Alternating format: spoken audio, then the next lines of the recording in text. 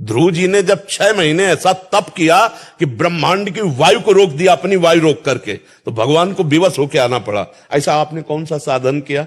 भगवान के लिए आपने कौन सा तप किया? जो भक्ति में संदेह होने लगता है आपकी भक्ति का क्या स्वरूप है। कितने दिन आप अन्न जल त्यागे रहे, कितने दिन आप भगवान के लिए रोए, कितने दिन आप निरंतर भगवान का जप करते हुए भगवान के सामने बैठे रहे। क्यों भगवान दे दे? केवल मांगने मात्र से दे दे? आप विचार करके हमें बताइए। फिर तो क्या तुम ही प्यारे हो, ये सब नहीं प्यारे हैं? सबकी मांग पूरी ना कर दे, लेकिन मांग उसी की पूरी होती है जो उसके अनुसार साधना करता है। अनुष्ठान करो, और अगर अनुष्ठान नहीं करना तो मांग नहीं करना, फिर घर वाले बन जाओ। घर वाले बन जाओगे तो योगक्षेमम वहाम्यम, उनकी केवल एक मांग है, अनन्यस चिंतयन्तो माम।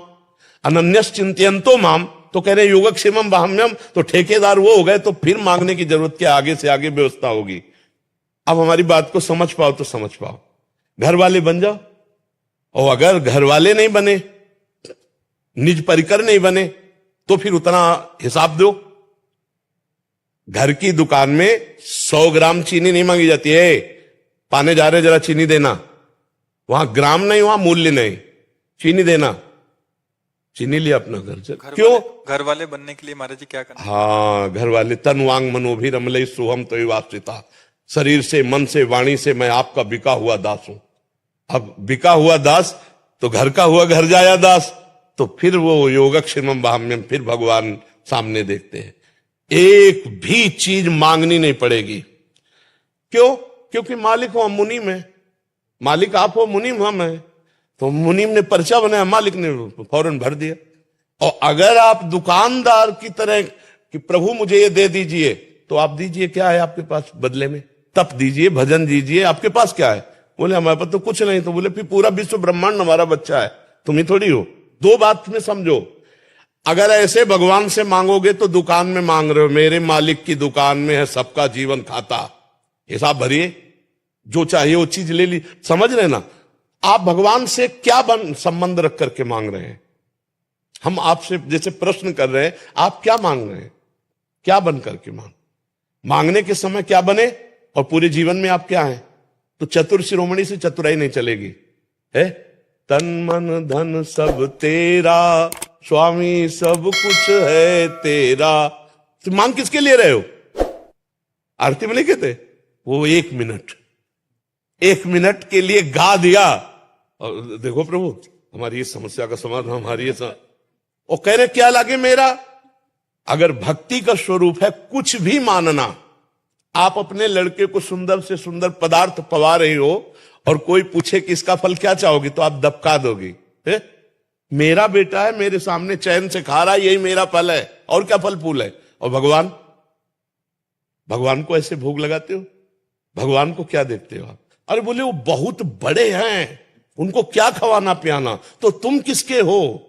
बहुत बड़े के हो, तो तुमको क्या चाहिए? इतने बड़े के हो तुम, अभी उनसे अभी समझ नहीं पाए। ईश्वरन से जीव अविनाशी, बहुत चतुराई हरि से करोगे तो भलेगी नहीं। महाराज जी ये तो आप जैसे समझन अभी समझा रहे हैं, हमें सुलझा रहे हैं, बट अन्य ऐसे होता है कि मतलब सकामता से ही आपके अनुष्ठान करना पड़ेगा। केवल तुम्हारे मांगने से नहीं मिल जाएगा। दुकान में जाके मांगोगे मिल जाएगा क्या? मेरे मालिक का पूरा विश्व ब्रह्मांड है, चराचर जगत भगवान का जन है। उसके लिए तुम्हें कर्तव्य कर्म करना पड़ेगा कि मैं भगवान, आज तक कहीं भी पूरे शास्त्र में पढ़ के देख लेना, जिसने भगवान से मांग रखी है उसको उतना तप करना पड़ा। बढ़िया दुल्हन चाहिए तो 10,000 वर्ष तक तपस्या करी। तुम महाराज मन की पुत्री देवहूति जी करदम जी को मिली कि नहीं मिली? बढ़िया आप जैसा पुत्र चाहिए तो देख लो, तपस्या की महाराज नाभि ने, तो आगलीद्र पुत्र नाभि पुत्र भगवान ऋषभ देव जी, मनुष्य रूपा जी ने तपस्या की तो सियाराम जी।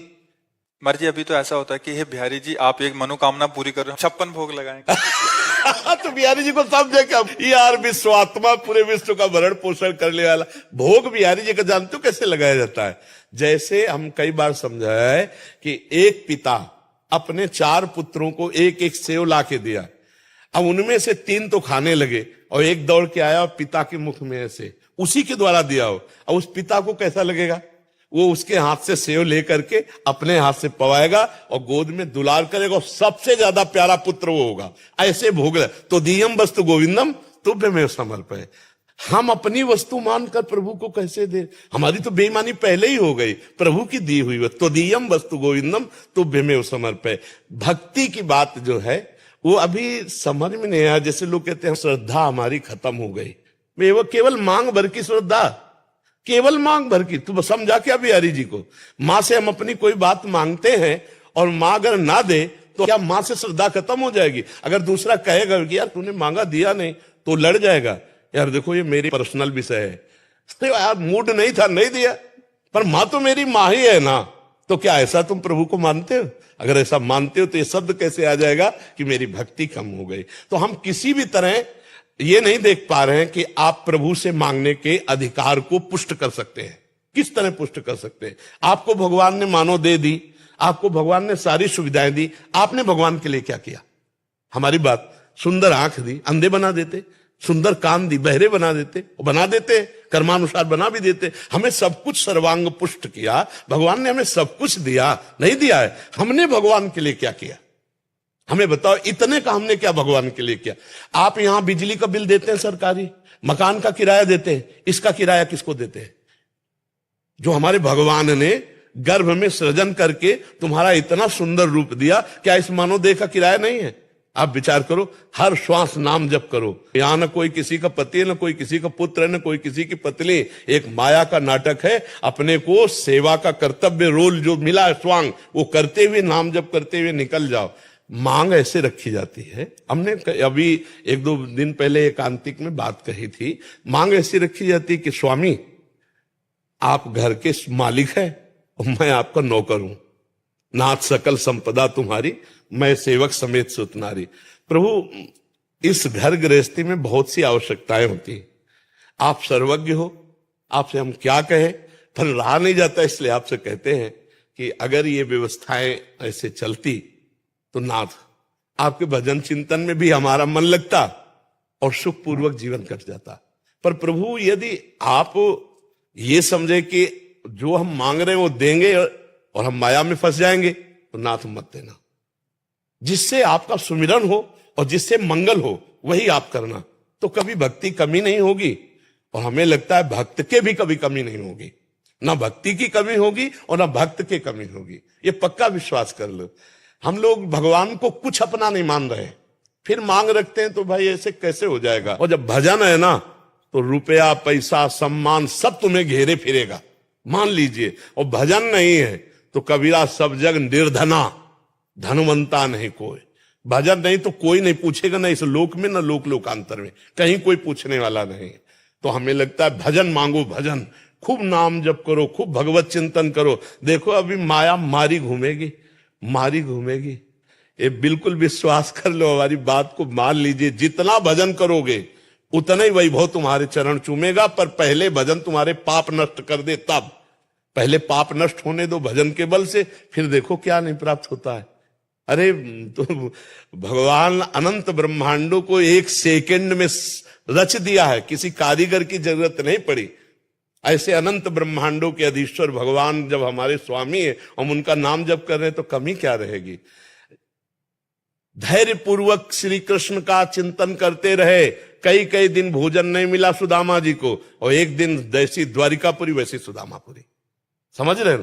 थोड़ा जप करो, थोड़ी निष्ठावान रहो, थोड़ा कष्ट सहो, परिणाम बहुत बढ़िया आ जाएगा। भक्ति को मत बिगाड़ना, नाम जप मत छोड़ना। कामनाएं पूर्ण हो चाहे ना हो, काम बने चाहे बिगड़ जाए, इसकी बात समझ ले।